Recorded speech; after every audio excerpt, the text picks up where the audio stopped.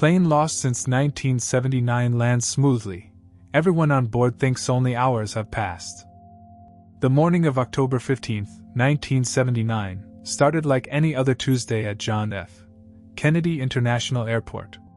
The autumn air carried the scent of coffee and jet fuel as passengers hurried through the terminal, their footsteps echoing against the polished floors. Flight 231 to Los Angeles was scheduled to depart at 9:30 a.m., and by 8:45, the Boeing 727 was already boarding. Margaret Chin clutched her boarding pass with trembling fingers. At 28, she was finally taking the leap, moving to California to start her own bakery. Her mother had cried at the gate, begging her to reconsider, but Margaret's mind was made up. She had saved every penny from her job at the accounting firm, and this was her chance to follow her dreams. 2 rows behind her, Daniel Morrison was reviewing his presentation notes one last time. The 35-year-old architect had just landed the biggest contract of his career, designing a shopping mall in Beverly Hills. His wife, Linda, had kissed him goodbye that morning, promising to have his favorite pot roast ready when he returned on Friday. Their twin daughters, Sarah and Emma, had drawn him pictures of airplanes, which he now kept folded in his jacket pocket. Amelia Rodriguez sat by the window, watching the ground crew load luggage into the plane's belly. At 42, she was the oldest passenger on board, traveling to Los Angeles for her nephew's wedding. She had never been on a plane before, and her palms were sweaty despite the cool October air. The rosary beads in her purse provided little comfort as she whispered silent prayers. Captain James Fletcher performed his final pre-flight check with the methodical precision of a man who had been flying for 23 years. His co-pilot, Sarah Williams, was young but skilled. This was only her second year with the airline, but Fletcher trusted her completely. The weather report showed clear skies ahead, with minimal turbulence expected. It should have been a routine flight. At 9:32 a.m., Flight 231 pushed back from the gate.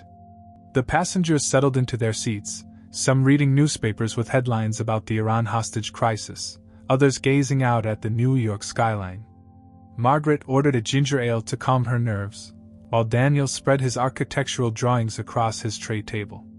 Amelia gripped her armrest as the plane accelerated down the runway. "Ladies and gentlemen, we've reached our cruising altitude of 35,000 feet," Captain Fletcher announced over the intercom. "Flight time to Los Angeles will be approximately 5 hours and 40 minutes. We're expecting smooth sailing all the way to the West Coast." The first 3 hours passed without incident. The flight attendants served lunch, a choice between chicken or beef, with most passengers opting for the chicken. Margaret struck up a conversation with the businessman sitting next to her, sharing her excitement about opening her bakery. Daniel dozed off, his head resting against the window, while Amelia finally began to relax, even managing to eat a few bites of her meal. It was at 1:47 p.m. Eastern Time when everything changed. The plane had just crossed into Colorado airspace when Captain Fletcher noticed something odd on his instruments. The compass began spinning wildly, and the altimeter readings fluctuated erratically. He exchanged concerned glances with co-pilot Williams, who was frantically checking her own instruments. "Denver Control, this is Flight 231. Fletcher radioed. "We're experiencing some unusual instrument readings. Request permission to adjust altitude." Static filled the radio. "Denver Control, Flight 231, please respond." More static. In the passenger cabin, no one noticed anything unusual. The plane continued to fly smoothly, with no turbulence or mechanical problems. Margaret was showing her seatmate photos of the storefront she planned to rent, while Daniel had woken up and was sketching designs for a new project. Amelia was reading a romance novel, completely absorbed in the story. At 1:52 p.m., air traffic control in Denver lost all contact with Flight 231. The plane's transponder signal vanished from their screens as if it had never existed. Controllers frantically tried to re-establish contact, but their calls went unanswered. Other aircraft in the area reported no visual contact with the missing plane. Within hours, search and rescue operations were launched. The last known position of Flight 231 was somewhere over the Colorado Rockies, and teams scoured the mountainous terrain for any sign of wreckage. The families of the passengers gathered at both JFK and LAX airports, their faces etched with worry and desperation. Linda Morrison held her twin daughters close as they waited for news. Margaret's mother flew in from Boston, certain that her daughter would be found safe. Amelia's nephew postponed his wedding, hoping his aunt would still be able to attend. Days turned into weeks. The search expanded to cover thousands of square miles, employing helicopters, search dogs, and mountain rescue teams. The media dubbed it the vanishing of Flight 231, with reporters speculating about everything from mechanical failure to pilot error to hijacking. But no wreckage was ever found. No oil slicks were spotted on nearby lakes. No distress calls were ever received. The official investigation concluded that Flight 231 had crashed somewhere in the Rocky Mountains, with all 127 passengers and crew presumed deceased. The families held memorial services, though there were no bodies to bury. Margaret's mother kept her daughter's bakery dreams alive by opening a small shop in Boston, naming it Margaret's Dream. Linda Morrison struggled to raise her daughters alone, keeping Daniel's architectural drawings in a box under her bed.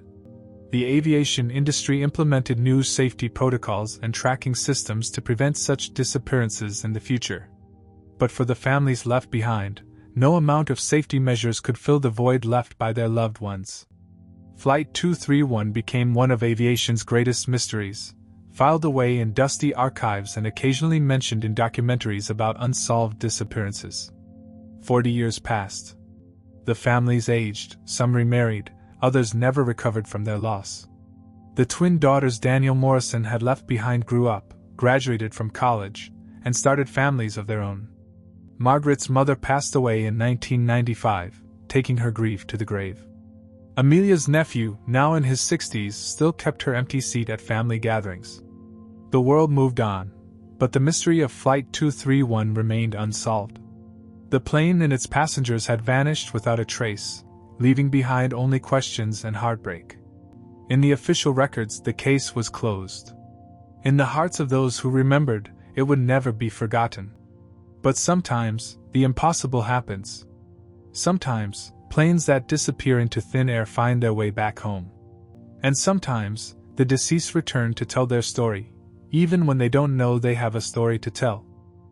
October 15, 2019. Exactly 40 years to the day. Air traffic controller Maria Santos was sipping her third cup of coffee when the impossible appeared on her radar screen at Los Angeles International Airport. A blip materialized out of nowhere, moving steadily toward the runway at normal approach speed. No flight plan. No radio contact. Just a ghost signal that shouldn't exist. "Tower, we have an unidentified aircraft approaching from the east," she radioed, her voice tight with confusion. No transponder code, no radio response.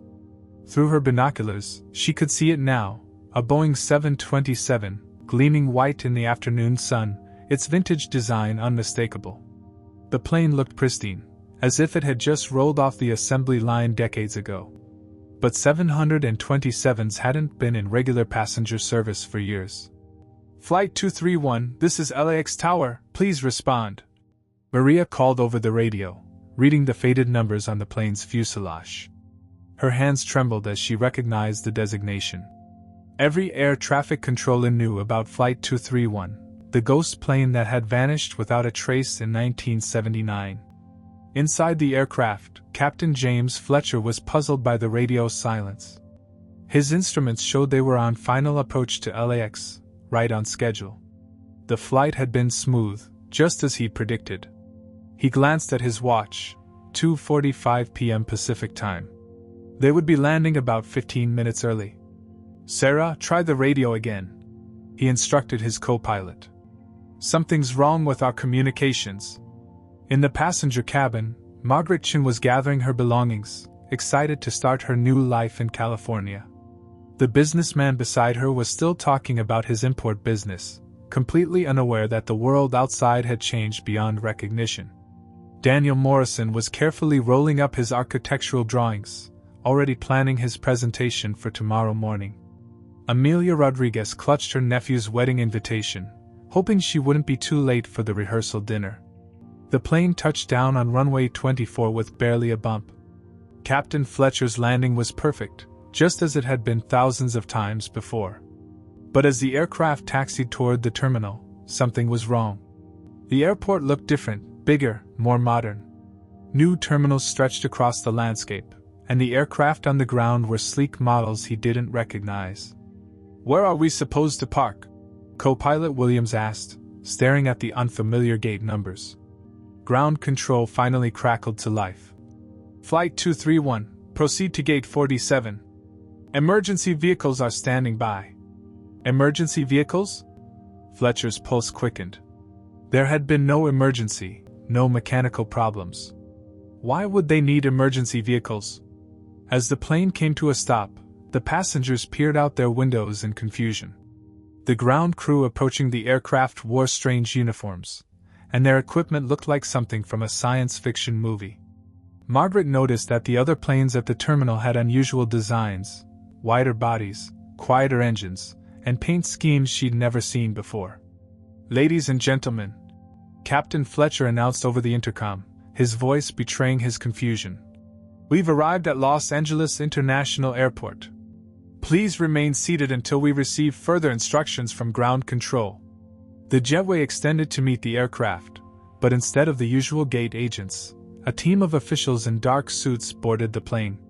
They were led by a woman in her 50s with graying hair and tired eyes, FBI agent Jennifer Walsh, who had been studying the Flight 231 case for the past 15 years.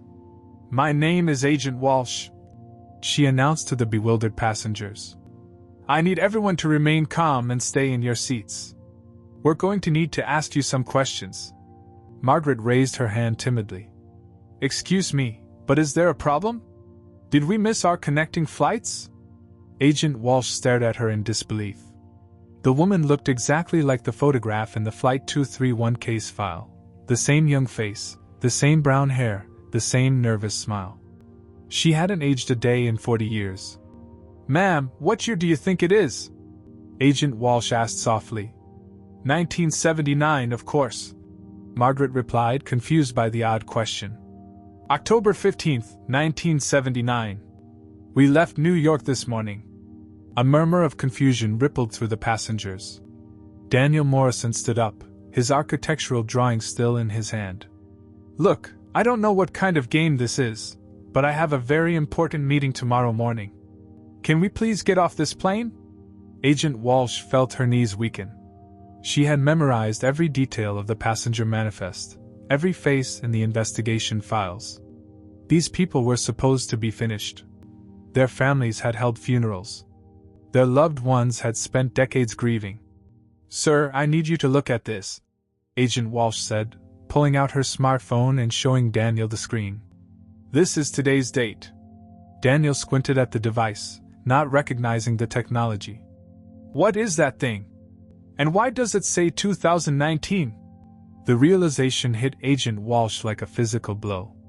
These people genuinely believed they had only been in the air for a few hours. They had no idea that 4 decades had passed, that their families had aged and died, that the world had moved on without them. "Everyone please remain calm," Agent Walsh announced to the entire cabin. "We're going to need to conduct some medical examinations. I know this is confusing, but I promise we'll explain everything." As the passengers were escorted off the plane, Margaret caught sight of her reflection in the terminal window. She looked exactly the same as when she had boarded in New York that morning. But the world around her had transformed into something unrecognizable, and she was about to discover that her simple dream of opening a bakery had become a nightmare spanning 4 decades. The federal building in downtown Los Angeles had been hastily converted into a temporary processing center for the Flight 231 passengers. Each person was assigned a private room with a bed, a table, and a chair that looked nothing like the furniture they remembered from 1979. The walls were painted a soothing blue, but nothing could calm the growing panic among the 127 people who had just discovered they were living in the future. Dr. Patricia Henley, the leading psychiatrist called in to examine the passengers, had dealt with trauma cases for 25 years, But nothing had prepared her for this. She sat across from Margaret Chin in room 12, watching the young woman's hands shake as she tried to process the impossible. "Margaret, I want you to take a deep breath and tell me what you remember about your childhood," Dr. Henley said gently, her notepad ready. Margaret closed her eyes, concentrating. "I grew up in Boston. My parents owned a small grocery store on Beacon Hill. I have a younger brother named Tommy, and we used to..." She paused, her brow furrowing. "That's strange. I remember us building a treehouse in our backyard, but we never had a backyard. We lived in an apartment above the store." Dr. Henley leaned forward. "What else do you remember about this treehouse?" "It was huge, with 3 levels and a rope ladder. Tommy and I would spend hours up there, planning our future. He wanted to be an astronaut, and I wanted to be a chef with my own restaurant empire." Margaret's eyes snapped open. "But that's not right. Tommy was afraid of heights, and I only decided to become a baker 2 years ago." The memories felt incredibly real, more vivid than her actual childhood. She could smell the pine wood of the treehouse, feel the rough bark under her hands, hear Tommy's laughter echoing through the branches. But none of it had ever happened. Down the hall, Daniel Morrison was experiencing his own impossible recollections. He sat rigidly in his chair, his architect's mind trying to make sense of the fragments flooding his consciousness. "I remember my wedding day," he told Dr. Henley during his session. "Linda looked beautiful in her white dress, and the twins were flower girls. But that's impossible. Sarah and Emma are only 6 years old, and they weren't even born when Linda and I got married. Tell me more about this wedding," Dr. Henley encouraged. Daniel's voice grew distant. "It was in a garden behind a Victorian house. Linda's grandmother's house, I think. The twins scattered rose petals down the aisle, and afterward, we had a reception under string lights. Emma gave a speech about how happy she was to have me as a stepfather." His eyes filled with tears. "But Linda was never married before. The twins are our biological daughters. Emma can barely speak in full sentences, let alone give speeches. So why can I remember her saying, 'Welcome to our family, Daddy Dan?'" The memories felt more real than his actual life. He could taste the wedding cake, feel the fabric of his tuxedo, hear the jazz band playing in the background. But none of it matched the reality he knew. In room 23, Amelia Rodriguez was the most disturbed of all. At 42, she had been a devout Catholic her entire life, never married, never even dated seriously. But the memories flooding her mind painted a completely different picture. "I remember my husband, Carlos," she whispered to Dr. Henley. "We met at a dance hall in 1965. He was wearing a blue suit, and he asked me to dance to The Way You Look Tonight. We were married for 15 years and had 3 children, Maria, Jose, and little Anna." "What happened to Carlos?" Dr. Henley asked. Amelia's voice broke. "He died in a car accident in 1980. I was so angry at God for taking him away. I stopped going to church, stopped believing in anything. The children and I struggled for years, but we made it through together." She looked up at Dr. Henley with confusion and pain. "But I've never been married. I've never had children. I've never missed a Sunday Mass in my life. So why can I remember tucking my daughter Anna into bed every night? Why can I remember the exact sound of Carlos's laugh?" Dr. Henley had interviewed 15 passengers so far, and every single one reported the same phenomenon. They all had crystal clear memories of lives they had never lived, detailed, emotional, complete alternate histories that felt more real than their actual experiences. Some passengers remembered careers they'd never pursued. Others recalled relationships with people they'd never met. A few even had memories of living in cities they'd never visited, speaking languages they'd never learned. The most disturbing aspect was how perfect these alternate memories were. They weren't vague or dreamlike, they were precise, with specific dates, names, and sensory details. Margaret could remember the exact recipe for the chocolate cake she'd never baked. Daniel could recall the architectural plans for buildings he'd never designed. Amelia could recite prayers in Spanish that she'd never learned. As Dr. Henley compiled her notes, a chilling pattern emerged. These weren't random false memories or psychological breaks from trauma. These were complete, fully formed alternate lives that the passengers had somehow experienced during their missing 40 years. But if they had lived these other lives, where had they been? And why did they remember only hours passing on the plane? The answer, Dr. Henley realized, might be far more terrifying than anyone imagined. Dr. Marcus Webb had spent the last 15 years studying theoretical physics at MIT, but he never expected to be summoned to Los Angeles to explain the impossible. The tall, thin scientist stood before a room full of officials, FBI agents, and medical professionals, his laptop connected to a large screen displaying complex equations and diagrams. "Ladies and gentlemen," Dr. Webb began, adjusting his glasses, "what we're dealing with here isn't just a time anomaly. Based on the evidence from the passengers' examinations, I believe Flight 231 experienced something far more extraordinary, a dimensional shift." Agent Walsh leaned forward in her chair. "What exactly does that mean, Doctor?" "Imagine reality as a vast library with infinite floors," Dr. Webb explained, drawing a simple diagram on the whiteboard. "Each floor represents a different dimension, a different version of our world where events unfolded differently. Normally, we're locked onto one floor, experiencing one version of reality.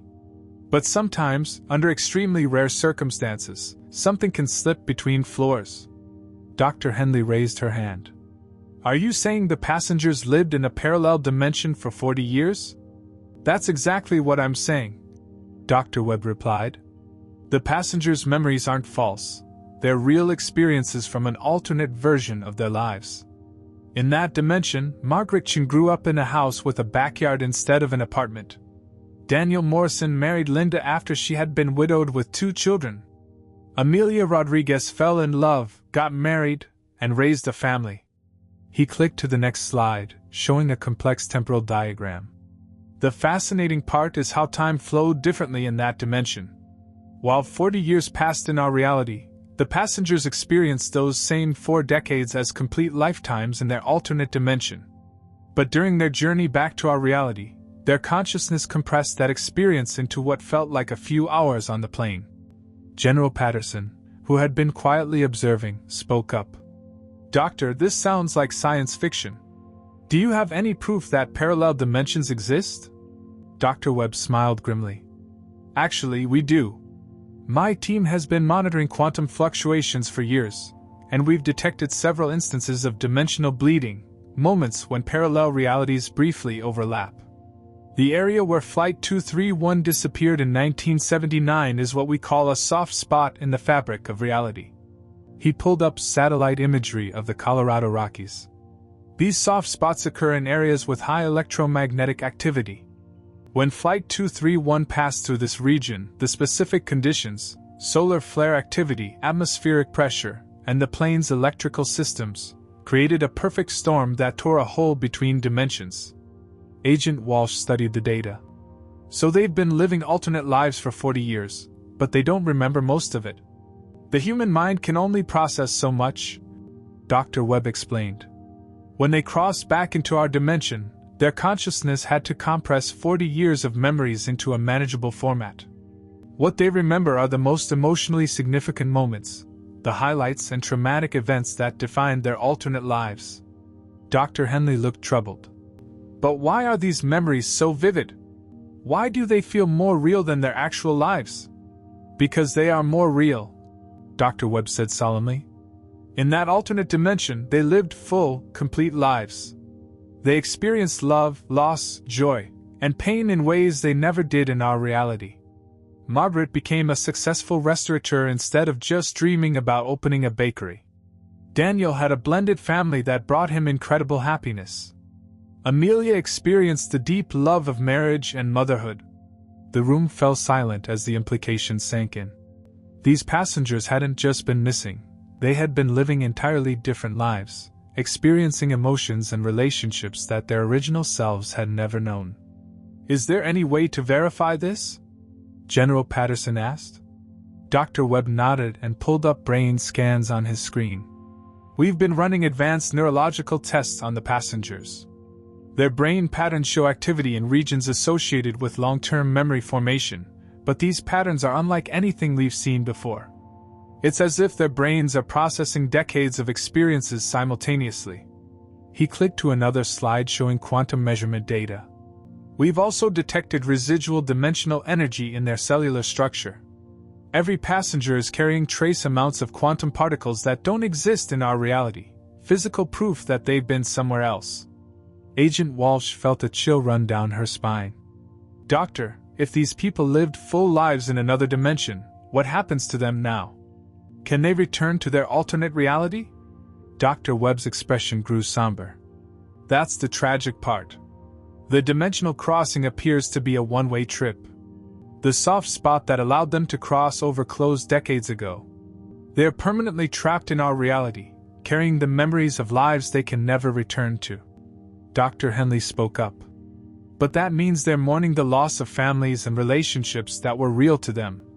Amelia is grieving for a husband and children who existed in another dimension. Daniel is missing stepchildren who loved him like a father. Exactly, Dr. Webb confirmed. These passengers are experiencing a unique form of grief, mourning for lives they actually lived but can never return to. They're strangers in their own original reality, carrying the emotional weight of two completely different existences. The room buzzed with worried murmurs. The Flight 231 passengers weren't just dealing with time displacement.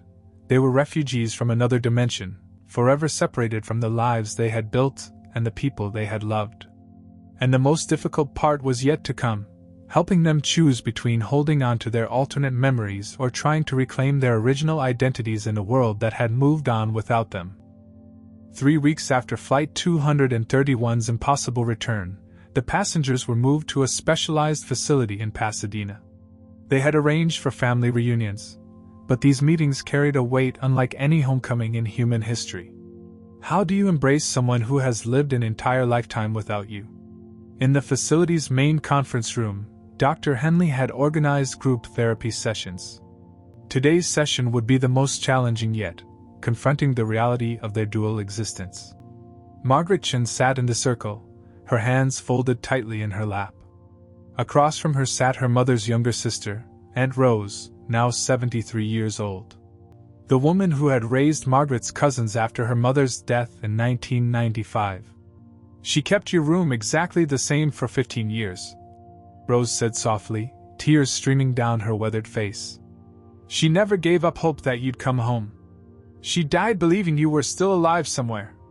Margaret's chest tightened. In her alternate memories, she had built a restaurant empire, married a wonderful man named David, and had twin sons. She could remember their first words, their graduation ceremonies, David's laugh when he burned breakfast every Sunday morning. That life felt more real than this sterile room with an aunt she barely remembered. I'm sorry, Margaret whispered. I know I should feel something, but when I look at you, I see a stranger. When I close my eyes, I see my boys playing in our backyard. I can hear David calling me for dinner. That's my real life. Daniel Morrison's confrontation was even more devastating. His wife Linda had remarried in 1987, a kind man named Robert who had helped raise Sarah and Emma. Now Linda sat beside her second husband while Daniel stared at daughters who were now 46 years old with children of their own. Dad? Sarah said tentatively.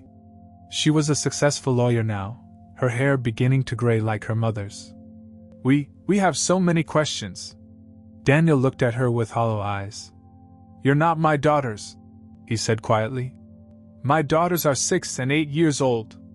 They draw me pictures of airplanes and run to hug me when I come home from work. Emma still loses her baby teeth, and Sarah is learning to ride a bike. Emma, now Dr. Emma Morrison, a pediatrician, leaned forward. But we are your daughters. We missed you every day. We waited for you to come home. No, Daniel said firmly. You're grown women I've never met. In my real life, I married Linda after her first husband died. I helped raise you as my stepchildren, and we were a family. I remember teaching you both to drive, walking you down the aisle at your weddings. That's who you are to me. Linda's face crumpled. Daniel, please. I never had a first husband. You're Sarah and Emma's biological father. We were happy together before you left." The room fell silent as Daniel struggled with the impossible truth. His alternate memories of being a stepfather to older versions of his daughters felt more meaningful than his original role as their biological father. Amelia Rodriguez faced the cruelest confrontation of all. Her nephew Miguel, now 62 and a grandfather himself, sat across from her with his own grown children and grandchildren. "Tia Amelia," Miguel said gently, "we've been waiting for you to come home. My wedding was postponed, but we had a beautiful ceremony a month later. We saved a piece of cake for you." Amelia shook her head, tears flowing freely. "I can't be your aunt. I'm Carlos's wife. I'm Maria, Jose, and Anna's mother. I spent 40 years raising my children, watching them grow up, helping them through their problems. I buried my husband and learned to live alone. That's who I am. But Carlos never existed," Miguel said desperately. "You never married. You never had children.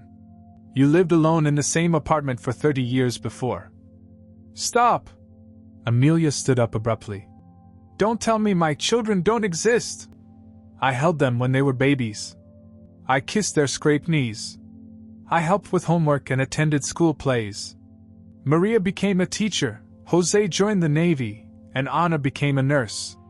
They're more real to me than you are." Dr. Henley watched the sessions with growing concern. The passengers weren't just confused. They were experiencing profound grief and identity crisis. Their alternate memories weren't fading. They were becoming stronger, more cherished than their original lives. "I want to go home," Margaret said during a private session. "But when I say home, I mean the house David and I built together. I want to cook dinner for my sons and help them with their homework. I want my real life back. And I want to see my Anna graduate from nursing school," Amelia added. "I want to visit Carlos's grave and tell him about my day. I want to be the person I actually was, not this stranger everyone expects me to be." Daniel nodded. "In my alternate life, I felt useful. I was a good stepfather. I helped my family heal after tragedy. Here, I'm just a ghost who abandoned his wife and children." Dr. Henley realized the tragic truth. These passengers had experienced more meaningful relationships and personal growth in their alternate dimension than they ever had in their original lives. They weren't just mourning lost memories. They were grieving the loss of better versions of themselves. The question now was whether they could find a way to honor both realities, or if they would have to choose between the people they had been and the people they had become. The hardest part was yet to come, deciding which version of themselves they wanted to be for the rest of their lives. 6 months after their return, the Flight 231 passengers faced an impossible decision. Dr. Webb's team had developed an experimental procedure, a targeted electromagnetic therapy that could potentially erase their alternate dimension memories, allowing them to reclaim their original identities. But the process was irreversible, and not everyone wanted to forget the lives they considered more real than reality itself. The media had dubbed them the lost souls of Flight 231, and the world watched as these dimensional refugees gathered in the facility's main auditorium for their final group session. Each passenger had been given weeks to decide, undergo the memory erasure and attempt to rebuild their original lives, or keep their alternate memories and try to find peace in a world where their loved ones existed only in their minds. Margaret Chen was the first to speak. She stood before her fellow passengers, her decision clear in her eyes. "I've made my choice," she said quietly. "I want to keep my memories of David and my boys. I know they're not real in this dimension, but they're real to me. I'd rather carry the pain of missing them than forget they ever existed." She looked around the room. "I'm going to open that bakery I dreamed about in 1979. Not because it was my original plan, but because it's what Maria, my alternate daughter, suggested when she was 12. I'll bake the chocolate cake recipe I learned from my alternate mother-in-law. Every day, I'll honor the life I lived, even if I can never return to it." Daniel Morrison stood next, his face etched with exhaustion. "I've spent 40 years being a father to Sarah and Emma in another dimension. I taught them to be strong, Independent women. I watched them graduate, get married, have children.